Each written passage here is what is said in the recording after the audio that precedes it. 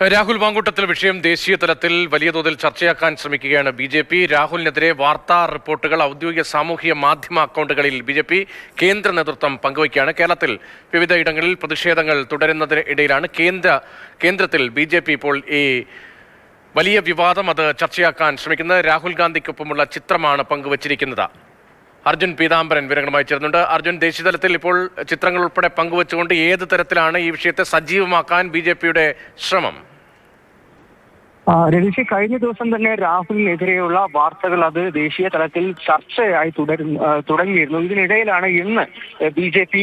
കേന്ദ്ര നേതൃത്വം അവരുടെ ഔദ്യോഗിക എക്സ് ഹാൻഡിലും അതുപോലെ തന്നെ ഫേസ്ബുക്ക് ഹാൻഡിലും രാഹുൽ മാങ്കൂട്ടത്തിൽ രാഹുൽ ഗാന്ധിക്കൊപ്പം നിൽക്കുന്ന ചിത്രം അത് എടുത്ത് രാഹുൽ മാങ്കൂട്ടത്തിനെതിരെയുള്ള വാർത്തയും അത് പോസ്റ്റ് ചെയ്തുകൊണ്ട് ഇരുവരുടെയും പേരിലെ സാമ്യതയും അതും കോട്ട് ചെയ്തുകൊണ്ടാണ് ഇത്തരത്തിൽ രാഹുൽ മാങ്കൂട്ടത്തിനെതിരെ കേരളത്തിൽ നടക്കുന്ന വിവാദങ്ങൾ, ആരോപണങ്ങൾ, പരാതികൾ അതെല്ലാം തന്നെ ദേശീയ തലത്തിൽ ഇപ്പോൾ ചർച്ചയാക്കുന്നത്. തീർച്ചയായിട്ടും രാഹുൽ ഗാന്ധി നിലവിൽ ബീഹാറിലുണ്ട്. അദ്ദേഹം ബി.ജെ.പിക്കെതിരെയും അതുപോലെ തന്നെ തെരഞ്ഞെടുപ്പ് കമ്മീഷന്റെ നടപടിക്കെതിരെയും വലിയ രീതിയിൽ ഒരു യാത്ര നടത്തിക്കൊണ്ടിരിക്കുകയാണ്, പ്രത്യേകിച്ച് ബീഹാർ തെരഞ്ഞെടുപ്പിന് മുന്നോടിയായി.